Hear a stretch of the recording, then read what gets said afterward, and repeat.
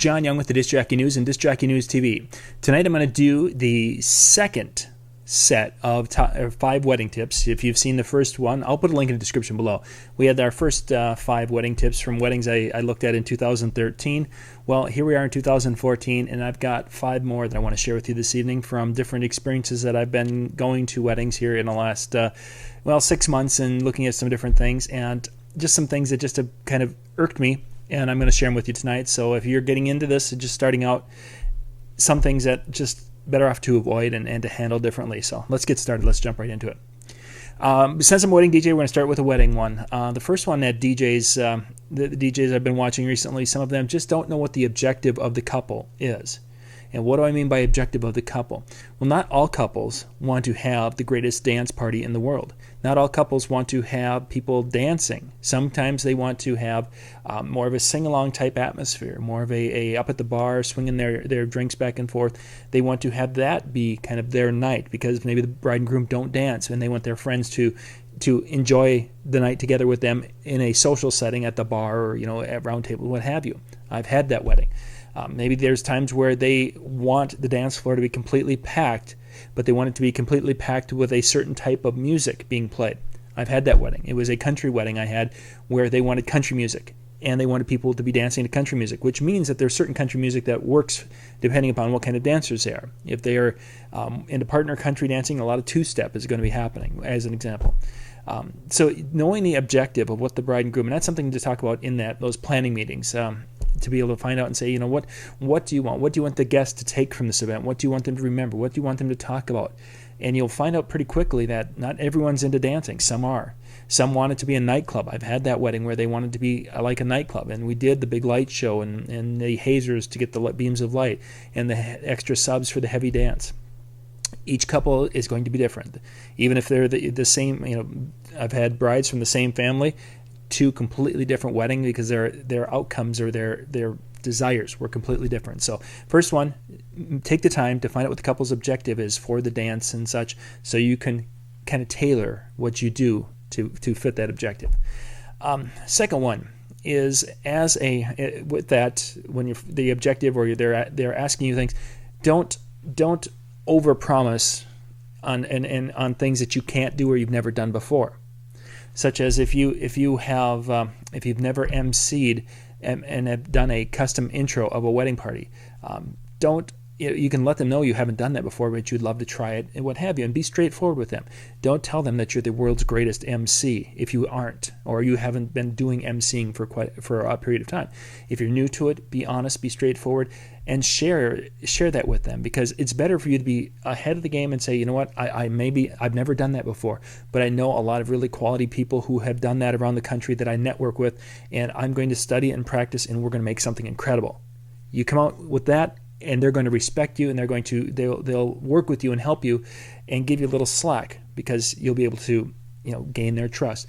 Whereas if you come through and say, yes, I'm the greatest, and then the night of, as you're introducing, and if every third word is when you're doing the introductions, not cool. So the whole concept of not over-promising on things that you can't do is huge, and you need to really be aware of that, especially as you're starting out, because it's too easy to be able to say, oh, I'm gonna, I'll fake it until I make it. Now, there's things that we do in weddings that you've got to learn in one way, shape, or form. And introductions is a great example, and that following that idea of what I just talked about is one way.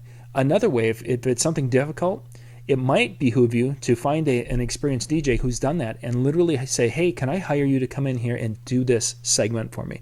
I'm going to have you come in, and I would like you to just kind of help me a little bit. I want you to do that for me, and maybe give me maybe 20 minutes of your time to work with me, and maybe I'll do an introduction, and then you kind of critique me a little bit in private, and then be there. Or maybe they work with you to develop that introduction in private, and you do it and you run it past them a few times, and then record it, and then have them critique you. But use some local DJs who are experienced and who are the ones that you're striving to be, at that level. There's a lot of guys around the country, even if maybe not in your own market, maybe you reach into a different market, but there's a lot of people who would love to help you, and it might cost you a dinner here, or it might cost you a few things here and there. Not a big deal if it helps you to really make that leapfrog in your development and in your in your business. So don't overpromise on things you can't deliver. Getting to setups. Setups, of course, is they vary so much in lights and what have you. That's not where I'm headed with this. The one thing that I think everyone needs to remember, and myself included with this one, is we got to hide our wires. Our wires, sometimes, extension cords are easy to drop on the floor. Sometimes it's, we don't run them down a tree and don't wrap them up properly, but we need to hide wires. There's things out there, you've got, first off, black gaff tape. That was more difficult than I thought.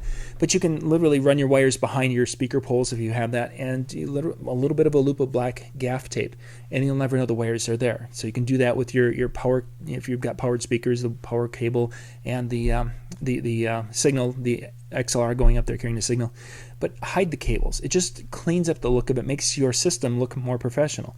You can take two systems, the exact same gear in the exact same location, one where they've just kind of wrapped the cables a little bit, and the one where they've actually taken the time to tape them down, and they're running tape across the floor to make it a nice straight shot. People will look at the two, and one they're going to deem as much more professional than the other, and it might cost maybe a 10 yards of gaff tape, which is really, that's a lot of gaff tape, and that's not that much money. If you have $2 worth of gaff tape in that, but yet the impression that the guests would be incredible. You can also hide, there's a lot of scrim options out there for speakers and light poles now, so you can do that. I've seen some people actually going and making their own black kind of a cloth with Velcro. So it's basically about a 16-inch wide piece that's about 6 foot long, and it closes with Velcro. And they run their wires, and then they can put that around, so it gives kind of this little gathered cloth look down the stands to cover the cables. That might be an option for you. Now, wouldn't be my first choice, but I've seen things like that, and they don't look too bad. The scrims, of course, that go the speaker stand leg. I've got a video out there that we talk about a bunch of the different scrims. Many of them, actually. If you go to youtube.com/discjockeynews, you can find those. But there's some that will go from the floor all the way up. There's white. You can put lights behind, but there's a lot of options with that. You get to your table. You can do facades. There's some very quick and easy facades that give you a clean look from the front, and then behind the facade it can be a complete disaster because everyone's just seeing the front. I mean, it could be a disaster. I would highly recommend it not being a disaster, because if you've got wires all over and someone comes around and looks at that and they're like, wow, look at that rat's nest. Yeah, truthfully, I've had that happen, because there's times where I'm running different gear. I've got my wires running and I just kind of put it out there because I'm in a hurry for whatever reason. Yeah, it's not cool, and it's something that we all need to work on. So keep your area clean, neat, take care of the cords. Next one. This one I've seen, and I've actually talked to two photographers, and I've seen it online a few times, but it's the whole idea of keeping the spots off the couples and off the people on the dance floor. Well, what do I mean by spots? Well, a lot of us like to have like some of the old beam type effects. We maybe had a vertigo type of light or a moonflower type of light where it shot the distinct beams out and they would do their dancing thing. Well, when you're having pictures taken of that special event, having these dots on people and having a red dot right here on someone or having a green all over, whatever, be very aware of what lights you're using on the dance floor. A lot of those beaming lights are fabulous lights, and I love them. I've gone to shooting them up on the ceiling or even shooting behind me. I don't want them on me because you do have people coming and taking pictures of you also. But keeping them off the people, so that way the pictures will look nice.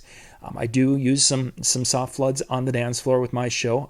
There's even times where I'm unhappy with that because the floods on the dance floor, they'll go to green. Somebody takes a picture, or they're shooting a video, and green and video just don't go well together. So it's something that aim the lights, fill the room with light. Fill the ceiling above the dance floor with light. Put your lasers up on the ceiling and let them do that. If you're looking at this image right behind me, that's exactly what that is. That is laser lights that are shined up on the ceiling of a venue, and they're doing their thing. Now, if you put that, let's take that right there, right here. This green X right here, we put that on a bride's forehead, and someone takes a picture of that, it's going to show, and she's going to look like something from Star Trek. So keep the dots off the dance floor, put them up on the ceiling, put them on the walls, away from guests, so they're not going to be in the pictures. And the last one, I've heard this one 2 or 3 times at events here in the last, not just weddings, is be aware of potential feedback problems. If you're setting up here and the head table's over here and you know that someone's going to be using a microphone over there, you've got to start to somewhat simulate what's going to happen. That doesn't mean that you're just going to walk over there with the microphone and just stand there and test it. You're probably going to have some background music going. The room's going to have a little bit of noise going, so you really can't simulate maybe the noise of the room. But maybe you could turn your volume of your music up just a little higher than you probably would be doing during dinner music, and checking if you're getting feedback through that. There have been times where I've actually had the microphone at the head table and I've been kind of bouncing around and from a distance talking loudly to see what's being picked up and if it's having any issues. Move the microphone around. Don't just stand right there. Take it, and this is my favorite one, take it down below the head table, because I've had people where they're at the head table and they drop something. They take the microphone down below the head table, and for whatever reason, the way the room, the acoustics, what have you, I've had that honk over the years, and it's like, how in the world? That should not happen, but it did.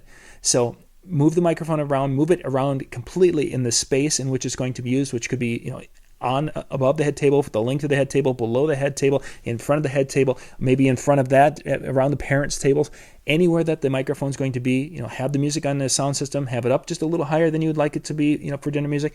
That way you're going to be able to check and see. If you're going to have feedback issues, you can deal with them before the guests arrive. So when the guests arrive and everyone's in the room, you're not going to have that where the microphone gets turned on and all of a sudden you get the squeal or you get the honk over the sound system, which is really not going to look good for anyone involved. So anyway, that's my 5 wedding tips here for early 2014. Hopefully, a couple of those might help you out a little bit. If they do, leave a comment down below. If you like our channel here at the youtube.com/DiscJockeyNews, subscribe down below. Great stuff. This is John Young with the Disc Jockey News.